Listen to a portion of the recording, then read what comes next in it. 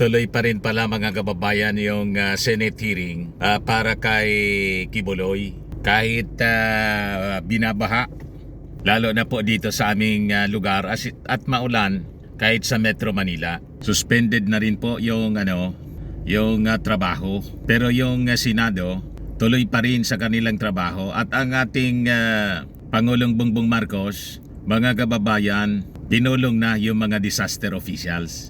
Yan po yung briefing na ginagawa po ating mga kababayan living along these coastal areas na maghanda o maging alerto. While yung nakadilaw, ito po yung up to 2 meters wave height dahil sa storm surge.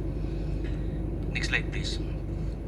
Now ito naman po ang status ng ating mga dams. Although generally mga dams level natin ay safe, but like for example ang GAT, bagamat umakyat ng 0.34 meters, but ang normal high level niya ay mataas pa. Yes po. Yan po yung briefing ginagawa, presided by the President mismo po. So ang sabi rito, magre-release yata ng pakonti-konti, kailangang i-release yung tubig sa mga dams natin. Hindi pwedeng biglaan po kasi it will cause flooding, massive flooding po, at peligroso yung mga mabababang lugar, especially sa Metro Manila at sa Central Luzon po. Galing dito sa amin si nauna kaming binaha ng todo, mga kababayan, ipakita ko po sa inyo. Nag-ikot kami kanina. Pati yung SM po, SM City, hindi dito sa Legazpi. Walang ba dito sa SM City sa Legazpi. Sa Naga po, pinasok pati yung SM City. At yung Central, Bicol Central Terminal. Napakalalim pa lang ng tubig doon. Ito yung SM Naga, tingnan ninyo. Pinasok mismo sa loob. This is the first time yata. Courtesy ni Bicolano Man. Yung kaibigan natin, shared by Jeremiah Duca, mga kaibigan natin po ito, taga dito sa Legazpi. At ito yung kuha, mga kababayan, sa loob mismo ng SM City. Matindi po. Ito naman yung landslide sa Bañadero, Barangay Bañadero, Daraga Albay. Kuha ni Hernani Mapula. Tingnan ninyo, matindi. Yan po, mga kababayan, ang mga buhangin, galing yan sa Mayon Volcano. Yan po, mga nasirang kalsada po. Ito nag-collapse, mga kababayan, na flood control system, dike, dahil sa tindi po ng buhos ng ulan. Ito naputol na po yung kalsada. Yan Barangay Bañadero, Daraga Albay po. Nasa foot ng Mayon Volcano po ito kasi. Yan, kinain na po yung lupa, kinain ng baha po. Yan ganyan katindi. Ito naman po yung subdivision ni Manny Villar, Camellia Homes. Tingnan ninyo. Sa Naga City, shared by Grace Innocentes. Ini po ang kamugtakan sa laog kang Camellia Homes, Naga. Ito daw po ang situation sa loob ng tingnan ninyo yung mga sasakyan sa Camellia Homes po. Yan po. Yan tumagilid na po. Binuhat siya ng baha, syempre. Ito nagkapatong na po yung kotse. Hindi naman po malakas yung hangin. Yung ulan lang po. Matindi talaga yung pagbuhos ng ulan po dito sa amin. Ito naman po shared by Vice Mayor Anjema Onghoko ng Ginubatan Albay and July Tingson, yung kagawad. Barangay Masarawag. Baka epekto na to, mga kababayan, ng walang habas na paghukay ng buhangin dito sa amin. Yan po. Sa paanan ng Bulkang Mayon. Yan Yan, sasakyan po kotse. Natabunan ng buhangin po. Chapel po siya. Grabe yung buhangin po. Mayon rock siya. Yung kalsada po, lahat na buhangin galing sa Mayon Volcano. Natabunan na po ng buhangin. Yan mga grabe linsan. So ngayon po, nag-ikot ako nasa clearing operations na rin po dito. Tulong-tulong yung mga mga local government units sa barangay, sa munisipyo, sa province, sa buong Bicol region sa clearing operation with the help ng armed forces, ng PNP, ng Bureau of Fire Protection, syempre yung DPWH. Lagi naman ganito ang ginagawa. Automatic siya yung clearing operation the following day. Pag early in the morning, simula na po sila basta't nag-subside na yung yung baha. Ito naman po yung highway, National Highway sa Balangibang, Pulangi, Albay. Kahapon ito. I think yung mga areas dito hindi pa po passable hanggang ngayon. Mataas pa yung tubig. Sabi dito, nanay ko po, nabura na po yung highway sa Balangibang, Pulangi, sabi ni Dali Babe Colico. Courtesy ni Nico Calleja, galing ito sa kanya. Yan po. So dagat na. Ito yung highway. Ito mga kwan siya. Rice field yan. Kabilaan mga rice field siya. So pumantay na yung tubig, umapaw na sa highway mismo. Ito yung kalsada papuntang Maynila. Galing dito sa amin. So ganyan katindi po. Lagi man to, basta't talagang maulan mga kababayan, lagi man siyang ganyan, matagal ng panahon. So sabi natin kanina sa ating video, isisi naman sa ating Pangulong Bongbong Marcos. Pero yung previous administration po na gumastos ng dubli pa, trillion pesos mga kababayan in flood control projects, hindi nila pinapansin. Basta ang laging sinasabi po ng mga DDS propagandist po, ang inaanap po yung 550,000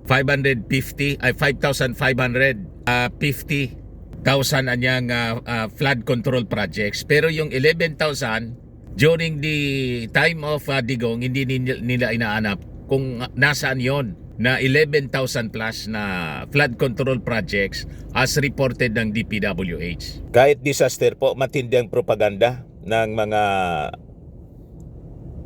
mga Duterte. Mali natin ang Pilipinas, pray for Bicol region. Pero itong sinasabi nila, yan, hashtag 5,500 flood control, Bagoong Pilipinas, Marcos Jr. Legacy, Christine PH. Yan. Sitwasyon ngayong umaga sa paligid ng isang kilalang mall at terminal ng Bicol Central Station, kung saan lubog sa tubig baha ang mga sasakyan at ilang negosyo sa lugar. Establishmento de negosyo sa lugar. Ito yung pinakita natin.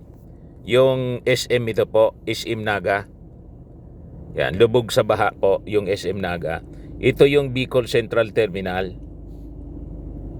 So, makita ninyo kung gaano kataas yung yung baha. Paliig yan ng tao, mga kababayan.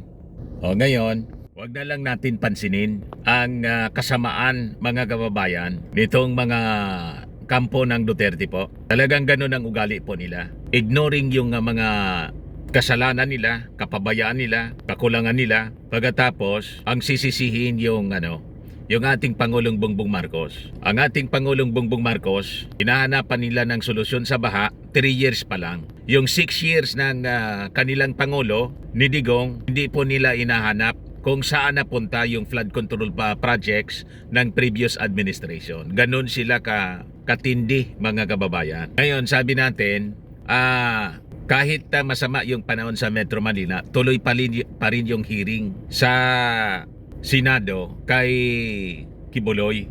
Yan po. Senate resumes probe into KGC leader Apollo Kibuloy. Dumating siya kanina. Ito siya po. As reported ng Philippine Daily Inquirer. Yan si Kibuloy.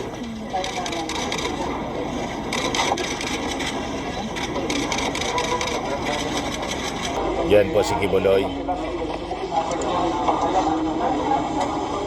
Pinagkakaguluhan ng media, mga reporters.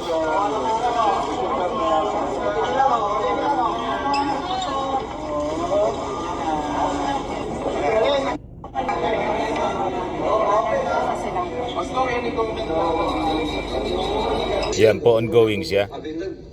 Abilan tapos sila. Pabayaron ko sila tanan. Kaya naiutang sila sa ministry nako, naiutang sila sa kingdom. Rini-replay yung mga pinagsasabi ni Pacquiao. It will take 5 years, it will take 10 years. It does not matter. Basta nakatutok sa ilang angel of death. When the opportunity presents itself, patay sila. Katutok daw yung mga angel of death niya. Tapat sa kuha. Kaya pa ninyo. Mga pagbabanta ni Kibuloy. Membro lang. Pagka naging-contact na lalaki niya, naging-sex ka na sa iya. Yatag mo na yung kaugalingon sa iya. Pag sa internet, I love you ka na, yatag mo na yung kaugalingon sa iya. Dato ko, nagsali ko sa imo, yatag na kung guman ako sa imo, gitraitor ko nimo.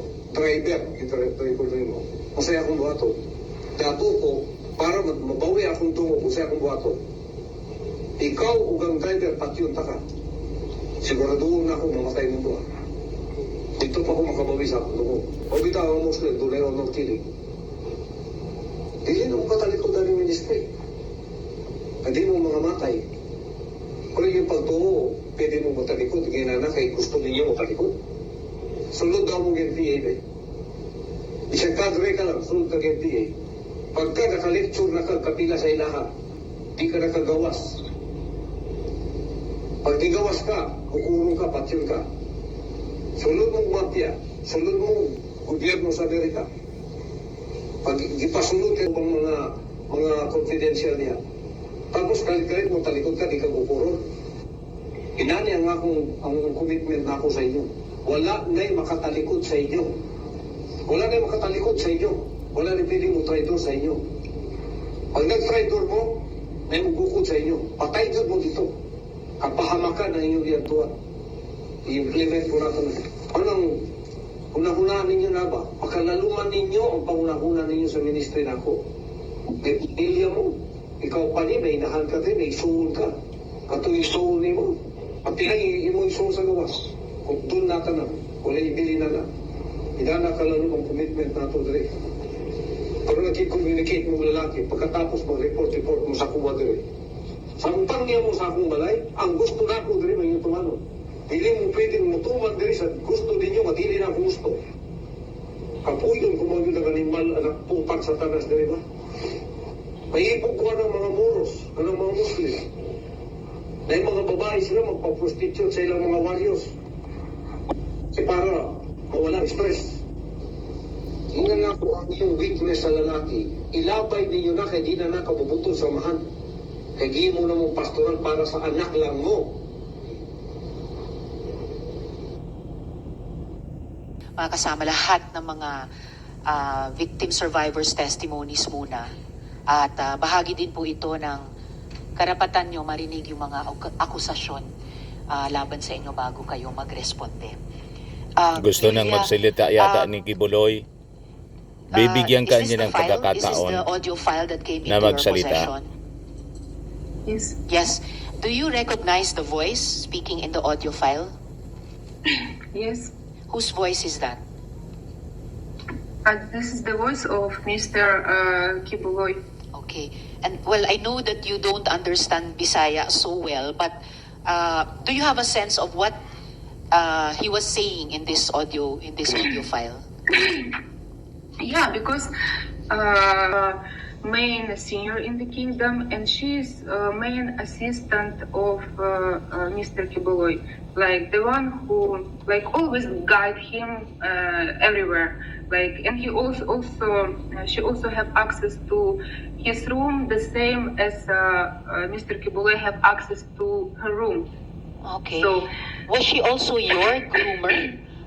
Was she also your groomer, like you said Jacqueline Roy no, was? no. No, she was not my groomer. All right. And why I know you asked me, can you repeat the question? Foreigner pala to? How I get idea what he's talking about Yes.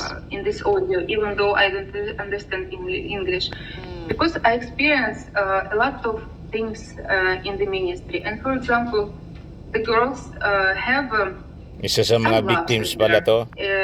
For the world, it's a normal thing. Like for example, they want to chat some boys or something. Like it's not a crime. But according to the standard of and rule that were in the pastoral, it's a big crime that he will Isa sa mga pastoral? punish them. And I witnessed how Stephanie was several times, only in my time, she was trying to leave the ministry. And, Stephanie Ibarra every- or Pane was trying to leave the ministry. Yeah, All she right. was trying to leave the ministry, and every time she tried, they very in brutal way, in very arrogant way, they will put her back to be always loyal to Mr. Kibuloy. as How his brutal and arrogant way? Like for example, there was one time she wanted to run away from the house of Manila. We stayed there, and before we have a concert day there, and we stay in worker's house. And she wanted to run away. She jumped from the window together with her luggage. How, And how high was when the they found window? out, I don't know really. But she jumped from a window. Tindi. Yeah. Okay. Yeah, she was trying to go out because she know that in her position in the kingdom, she cannot say that, can you release me? I don't, I'm full, I'm fed up, I want to go out. She know it's not possible. Why And, wasn't it possible? Because, like as I said, she is like his trophy, and he said, like even to us, like if she will leave, how I will handle the other girls, because she is like she used her as example that must be loyal, that must be single, and he like. Yan po ang parte ng Senate hearing ng Committee on Women and Children headed by Senator Hontiveros. So anyway, yung mga developments ng balitang yan sa mga susunod nating uploads mga kababayan. Yan na lang muna. Ako po si Dante Maravillas. Bye-bye po. God bless.